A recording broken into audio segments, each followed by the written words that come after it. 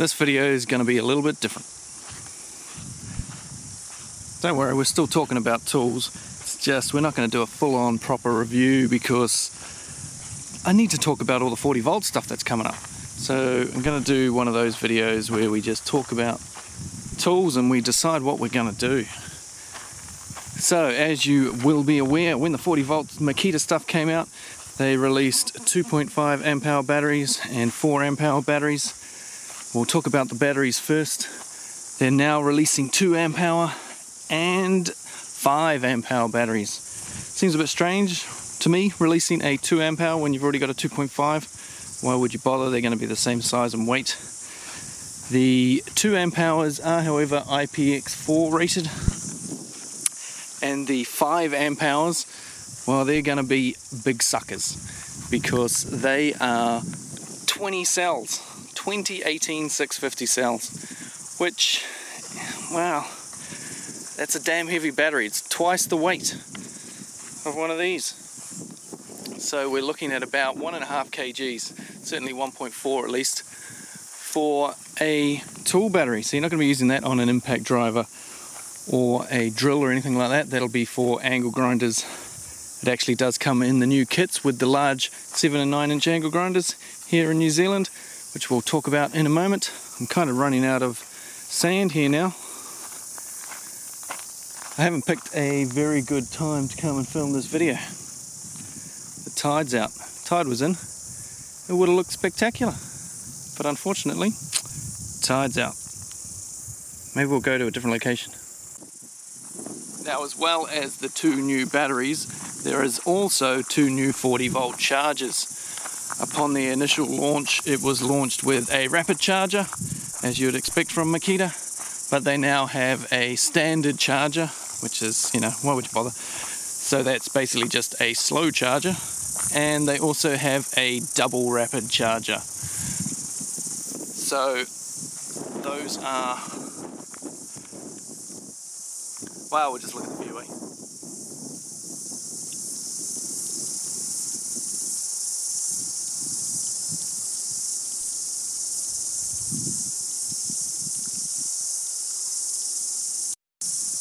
Those are going to be available very soon, and the dual charger will be very handy when you start getting into the 80 volt max stuff. That's right, XGT ×2. But before we do the 80 volt stuff, I guess we better look at the 40 volt stuff.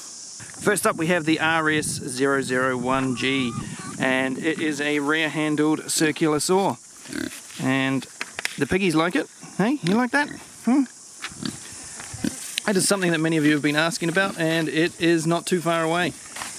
If you are in North America, I'm thinking that may be used at the launch for the North American 40 volt stuff. I don't know when that's going to be yet though, guys, sorry. But seeing as rear handled circular saws are a North American speciality, I'm guessing you guys might get it when they first come out. I don't think I'm getting my picture back.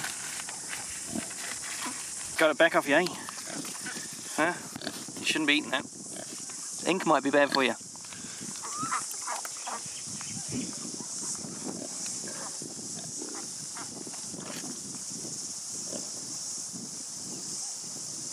It's a little worse for wear, but I'm thinking in North America you might get this saw first instead of this one. Oh wait. That's back at the workshop. Maybe we should head back there now and make this a little bit easier. We can have some fancy graphics and all that sort of stuff instead of just scenery.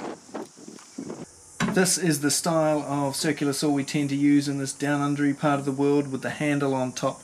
This is the more common design in New Zealand, Australia, Europe, that sort of thing. In America, I know you guys love the handle on the back, but yeah, those are only just starting to become common now in this part of the world, just in recent years since these cordless ones have started coming out. I've never actually ever seen a corded rear handled saw used by anybody here. I'm sure some people have them, but they're basically a North American thing. I don't think we'll ever get them in this part of the world, but in Japan you can even get a 40 volt with a 125mm blade. Cute little sucker.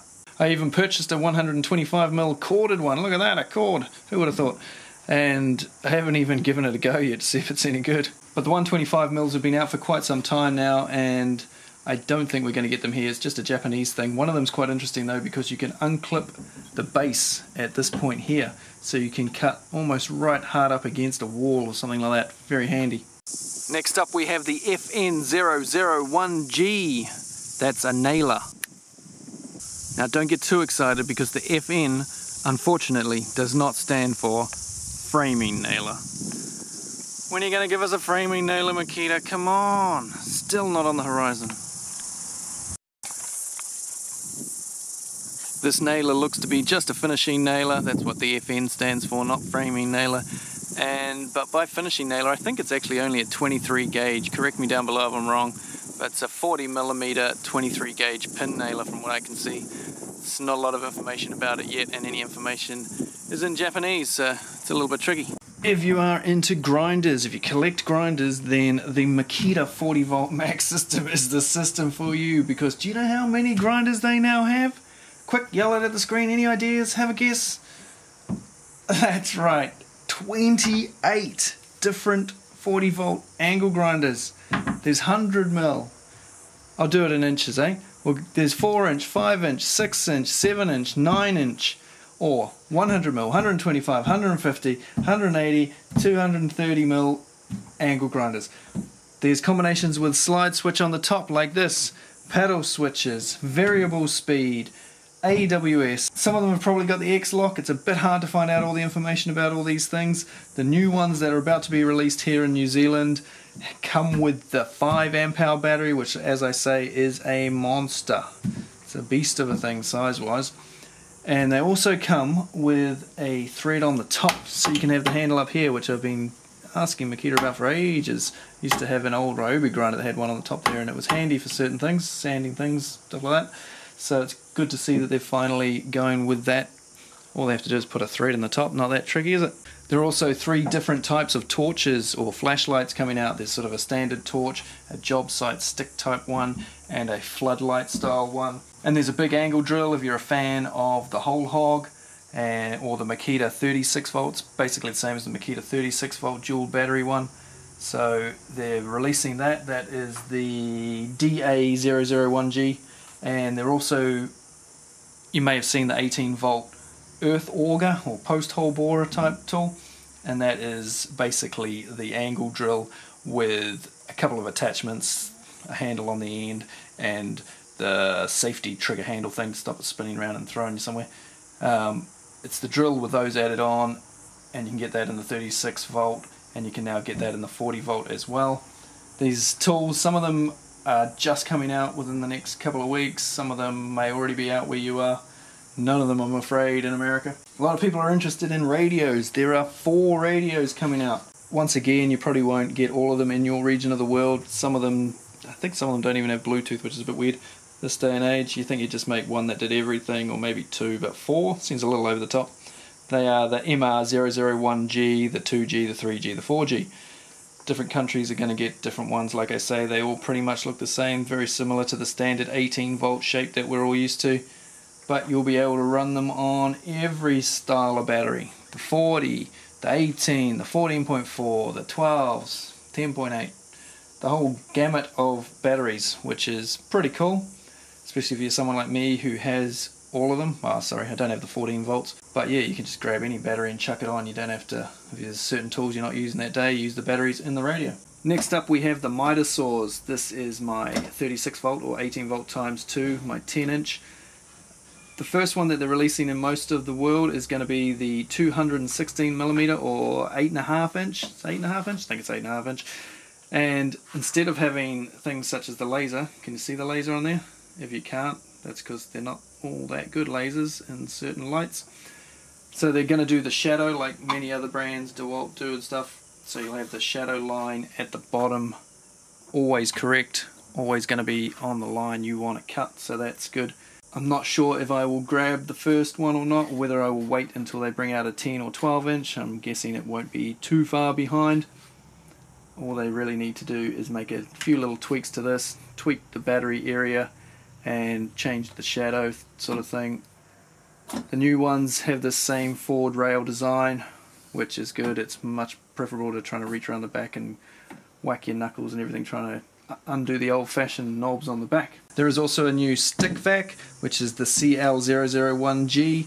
Hopefully that's got a bit more guts, because my 18-volt one sort of doesn't seem to be all that powerful anymore. So that's available in white, it seems, rather than the teal colour. But no Makita, they'll release a black one and a teal one some point along the line. Then we get to the sort of outdoor equipment stuff.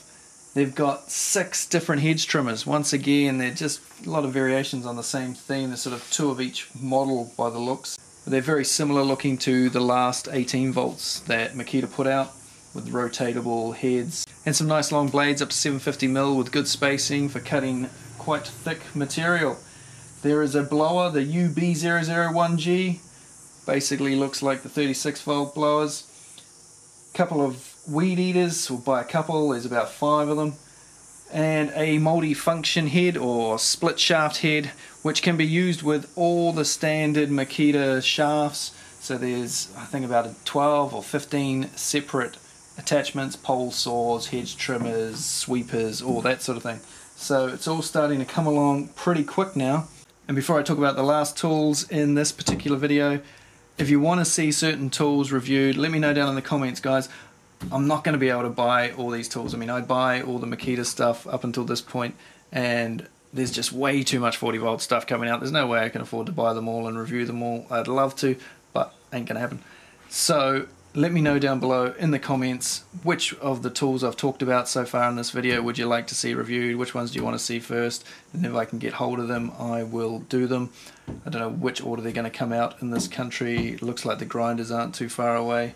The miter saw is here, and yeah, might be able to get my hands on one of those soon. We'll see. But yeah, let me know down in the comments which of these you want to see, and don't panic if you're waiting for more 18-volt stuff, because the new 18-volt impact driver from Makita is out in Japan, and we will have the review on the channel very soon. Don't panic about that. I wonder what color it'll be. So, finally, 40-volt times 2. First of all, there is, if you're not already aware, 4 different rotary hammer drills that look like this. Slightly different configurations. Some have a removable chuck, so you can chuck a standard chuck on. You can put a dust collecting attachment on the front. There is also now a larger version for SDS Max, and there is also a demolition hammer. But then if you want to go up another level, there is an 80-volt rotary hammer drill and an 80-volt demolition hammer. So they're both SDS Max as far as I'm aware, and they will be out very shortly. So it'll be interesting to see how much power those have, and if they're a genuine alternative to electric powered tools, you know, whether they have a decent run time, that sort of thing. Some of the tools I've mentioned in this video may not be available where you live, and there is other tools that I haven't mentioned that may be available where you live. Like there's 165mm in Japan. You can get 165mm miter saw, which I've never seen here. I thought we were going to get, but didn't seem to happen. And to be perfectly honest, I would never buy a 165mm miter saw. I don't really see the point. Don't have a use for that. If I'm going to get a miter saw, I want the biggest one I can get. Call me old-fashioned. So thanks for watching. If you're new to the channel, I have done reviews on all these 40-volt tools, and I'll be doing reviews on a lot more 40-volt tools. Fingers crossed. So subscribe if you haven't already. Hit that like button, of course. It sounds so desperate when people say that, doesn't it? Anyway, thanks for watching, and I'll see you on another one soon. Cheers, guys. This is now my go-to. Love the trigger on this. Trigger's better than any other impact driver around. Yeah, it's not as powerful as the Milwaukee, but every other single feature about it is 10 times better.